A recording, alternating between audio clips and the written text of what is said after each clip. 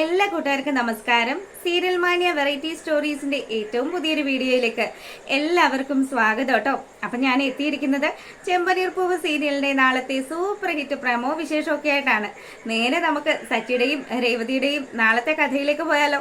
അങ്ങനെതാ നമ്മുടെ രവീന്ദ്രൻ ആ പെൻഷന്റെ കാര്യങ്ങളും ഒക്കെ ആയിട്ട് ബന്ധപ്പെട്ട് സാറിനെ ചെന്ന് കാണുകയാണ്.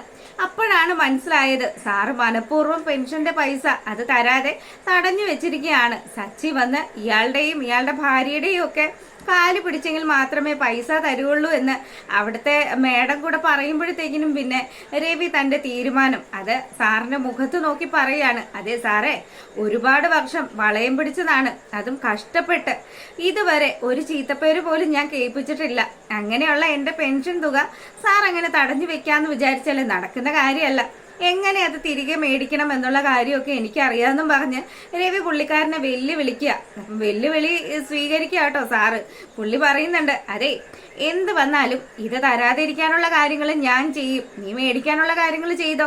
അങ്ങനെ ദേഷ്യപ്പെട്ട് നമ്മുടെ രവി ആ വീട്ടിൽ നിന്നും ഇറങ്ങിപ്പോരുമ്പോഴത്തേക്കിനും ഭാര്യയും ഭർത്താവും കൂടെ പറയാണ്, ദേ ചേട്ടാ, എന്ത് വന്നാലും ഇയാളുടെ പെൻഷൻ പൈസ ഒരു കാരണവശാലും അയാൾക്ക് കിട്ടരുത്. അയാൾ അതിനു വേണ്ടി കുറെ അങ്ങ് അലയട്ടെ, ഇങ്ങനെയല്ലേ നടത്താൻ പറ്റുള്ളൂ എന്നും പറഞ്ഞ് അവര് തങ്ങളി പറഞ്ഞു ചിരിക്കുകയാണ്. അങ്ങനെ ആ ഒരു സീൻ കഴിയുമ്പോഴാണെങ്കിലോ നമ്മളെ കാണിക്കുന്നത് ഈ പെൻഷൻ പൈസയൊക്കെ തടഞ്ഞു വെച്ച സാറിന്റെ മകള് വർഷ. ആ വർഷ ഇനി നമ്മുടെ ശ്രീകാന്തിന്റെ ജീവിതത്തിലേക്കാട്ടോ വരുന്നത്. അപ്പം വർഷയാണെങ്കിൽ വീട്ടിൽ നിന്നും ഡബ്ബിംഗ് സ്റ്റുഡിയോയിലേക്ക് ഭയങ്കര പവറിലങ്ങ് ഇറങ്ങി പോയായിരുന്നല്ലോ. പുള്ളിക്കാരി നല്ല സ്പീഡിലാണ് വണ്ടി ഓടിച്ചു പോകുന്നത്. വണ്ടി ഓടിച്ച് അപ്പുറേ ഇപ്പുറേ നിൽക്കുന്ന ആൾക്കാരെ ഒന്നും കാണാത്ത പോലെ തന്നെ ഇവള് സ്പീഡിൽ അങ്ങ് ഓടിച്ചു പോകുമ്പോൾ നമ്മുടെ ശ്രീകാന്ത് ഇവളെ പിന്തുടരുകയാണ്. അപ്പൊ ക്ഷേത്രത്തിൽ നിന്നുമാണ് ശ്രീകാന്ത് മടങ്ങുന്നത്. ശ്രീകാന്ത് ഇവരുടെ പിന്നാലെ പോകുമ്പോഴത്തേക്കിനും അവിടെ വഴിയിൽ നിന്ന് ഒരു വല്യമ്മയെ ഇവൾ ഇടിച്ചിടുകയാണ്. എന്നിട്ടൊന്ന് തിരിഞ്ഞു പോലും നോക്കാതെ സ്പീഡിൽ പോകുമ്പോഴത്തേക്കിനും സ്ത്രീ ആണെങ്കിലോ ആ വഴിയിൽ വീണ് കിടക്കുന്ന അമ്മയെ പതിയെ പിടിച്ച് എഴുന്നേപ്പിച്ചിട്ട് ഇവൾക്ക് പിന്നാലെ പായാണ്. ഇവൾ ഏതവളാണ്, ഇനി എന്തെങ്കിലും ക്രൈം ചെയ്തിട്ട് പോകുന്നതാണോ എന്നൊക്കെ അറിയണമല്ലോ. അപ്പം വർഷയാണെങ്കിലോ ഫുള്ളും മറച്ചു വെച്ചിട്ടാണ്, ഫേസ് ഫുള്ളും കവർ ചെയ്തിട്ടാണ് അവള് വണ്ടി ഓടിച്ചുകൊണ്ട് പോകുന്നത്. അങ്ങനെതാ സ്ത്രീ പുറകെ ചെന്ന് അവളെ ചേസ് ചെയ്ത് പിടിച്ച പാടെ തന്നെ ചോദിക്കുന്നുണ്ട്, നീ ആർക്ക് വായു ഗുളിക വാങ്ങിക്കാൻ വേണ്ടി പോവാടി? ദേ ഒരമ്മയെ വഴിയിൽ ഇടിച്ചിട്ടിട്ടാണോ നീ ഈ പോക്ക് പോകുന്നതെന്നും ചോദിച്ചു. ശ്രീകാന്ത് ഒന്ന് രണ്ട് ചാടിക്കല് ചാടിച്ചപ്പം, എടോ തനിക്ക് എന്തിന്റെ കേടാടോ, എനിക്ക് അത്യാവശ്യമായിട്ട് ഒരു സ്ഥലം വരെ എത്താനുണ്ട്. പുള്ളിക്കാരിക്ക് ജോലിക്ക് പോകാനുള്ള തിരക്കാണ്, പക്ഷെ അത് വഴി നിൽക്കുന്ന ആൾക്കാരെയൊക്കെ ഇടിച്ചിട്ടുകൊണ്ടുള്ള പോക്കാണല്ലോ പോകുന്നത്. അങ്ങനെ സ്ത്രീക്ക് ദേഷ്യം വന്നു. ദേ നീ എന്ത് വന്നാലും ആ അമ്മയെ ആശുപത്രി കൊണ്ടുപോയിട്ട് ഇവിടുന്ന് അനങ്ങിയാ മതി. അപ്പോഴത്തേക്കിനും അവിടെ ആൾക്കാരൊക്കെ കൂടി കേട്ടോ. അങ്ങനെ വലിയ വിഷയമാകുമെന്ന് മനസ്സിലായപ്പം വർഷ പതിയെ മുട്ടുകുത്തുകയാണ്. അങ്ങനെ അമ്മയെയും കൂട്ടി ആശുപത്രിയിലൊക്കെ പോയി. അപ്പൊ അന്നത്തെ ദിവസം പുള്ളിക്കാരത്തിയുടെ പോയി കിട്ടി. അതുകൊണ്ട് തന്നെ നമ്മുടെ ശ്രീകാന്തിനോട് നല്ല ദേഷ്യമൊക്കെ തോന്നുകയാണ് അവൾക്ക്.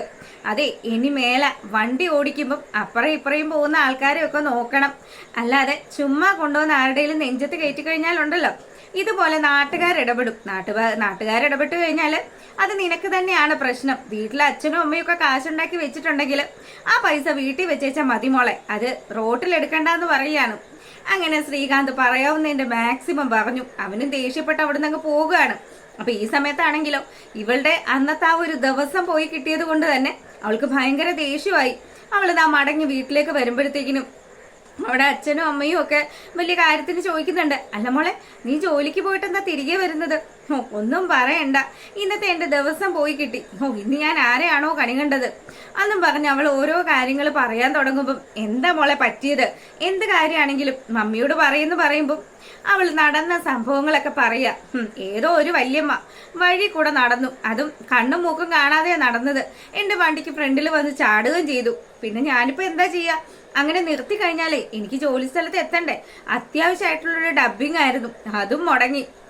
അപ്പൊ ഈ കാര്യങ്ങൾ കേൾക്കുമ്പോഴത്തേക്കിനും ഇവളുടെ അമ്മയാണെങ്കിൽ പണക്കൊഴുപ്പാണല്ലോ. അതുകൊണ്ട് തന്നെ പുള്ളിക്കാരി ഈ മകളെ സപ്പോർട്ട് ചെയ്ത് സംസാരിക്കുക. നീ എന്തിനാ മോളെ ആ ചെക്കൻ വന്ന് അങ്ങനെയൊക്കെ പ്രശ്നം ഉണ്ടാക്കിയെങ്കിൽ നീ എന്തിനാ നിർത്തിയത് എന്നൊക്കെ ചോദിക്കുമ്പം, എന്ത് ചെയ്യാനാ അമ്മേ, പറ്റിപ്പോയി, ഇനിയിപ്പോ പറഞ്ഞിട്ട് കാര്യമില്ലല്ലോ എന്നും പറഞ്ഞ് അവളിങ്ങനെ ഓരോ കാര്യങ്ങൾ പറയുമ്പം നമ്മളെ കാണിക്കുന്നത് നമ്മുടെ സച്ചി രേവതിയാണ്.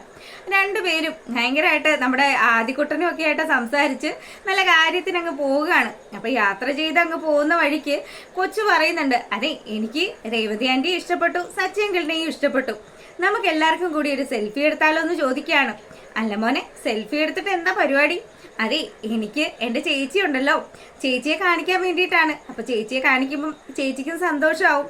എന്നാ ഒരു കാര്യം ചെയ്യും, സെൽഫി എടുക്കുന്നതിന് മുന്നേ മോന്റെ ചേച്ചിയുടെ ഫോട്ടോ എന്ന് രേവതി ആന്റിയെ കാണിച്ചതാന്ന് പറയാണ്. അങ്ങനെ കൊച്ചു ഫോണിൽ തോണ്ടിക്കൊണ്ടേ ഇരിക്കുകയാണ്. പക്ഷെ എത്ര നോക്കിയിട്ടും ശ്രുതിയുടെ ഒരു ഫോട്ടോ പോലും അതിനകത്ത് കാണുന്നില്ല കേട്ടോ. അയ്യോ, ഇതിനകത്തുണ്ടായിരുന്നു ആന്റി, പക്ഷെ ഫോട്ടോ എവിടെ പോയി എന്ന് എനിക്ക് അറിയത്തില്ല. അത് സാരമില്ല, ഇനി നമ്മൾ തമ്മിൽ കാണുമ്പോഴത്തേക്കിനും ചേച്ചിനെ കാണിച്ചു തന്നാൽ മതി. മോനിപ്പോ ഒരു കാര്യം ചെയ്യും, നമ്മുടെ ഫോട്ടോ എടുക്കുക എന്നും പറഞ്ഞ് അവരൊരുമിച്ചൊരു സെൽഫി ഒക്കെ എടുക്കുകയാണ്. അങ്ങനെ വലിയ കാര്യത്തിന് കൊച്ചാണെങ്കിലോ അവരിറങ്ങേണ്ട ആ സ്റ്റോപ്പൊക്കെ ആയിട്ടോ. അപ്പോഴത്തേക്കിനും പറയുന്നുണ്ട്, മോനെ മോനെ എവിടെ വെച്ച് കണ്ടാലും ആന്റിയെ കണ്ടു കഴിഞ്ഞാൽ വരണം കേട്ടോ. മോനെ ആന്റിക്ക് വലിയ ഇഷ്ടമായി. ആദ്യക്കുട്ട നന്നായിട്ട് പഠിക്കണം കേട്ടോ എന്നൊക്കെ പറഞ്ഞ് രേവതി കൊച്ചിനോട് ടാറ്റയൊക്കെ പറഞ്ഞ് അപ്പൊ ഇവരെ ഏകദേശം ഒരു സ്റ്റോപ്പൊക്കെ തന്നെയാണ്. അങ്ങനെ ഇറങ്ങുകയൊക്കെ ചെയ്യാണ്. അപ്പൊ ഈ സമയത്താണെങ്കിലോ വർഷയ്ക്ക് എന്തെന്നില്ലാത്ത ദേഷ്യമാണ് നമ്മുടെ ആ ഒരു ശ്രീകാന്തിനോട് തോന്നുന്നത്. ശ്രീകാന്ത് കാരണമാണ് തന്നെ ഇന്ന് നാട്ടുകാർ കൂടി വളഞ്ഞ് ചീത്ത പറഞ്ഞത്. അപ്പം ഇത്രയും നാട്ടുകാരുടെ മുന്നിൽ വെച്ച് താൻ അപമാനിതയായതില് അതിൽ ഒരേ ഒരു കാരണക്കാരൻ ശ്രീകാന്താണ് എന്ന് മനസ്സിലാക്കി അവനൊരു പണി കൊടുക്കണമെന്നുള്ള കാര്യം ഇവളിങ്ങനെ ആലോചിക്കുകയാണ്. പക്ഷെ അതൊരു മുട്ടൻ പണിയായിട്ട് നമ്മുടെ ശ്രീകാന്തിന്റെ തലയിൽ തന്നെ വരൂ കേട്ടോ.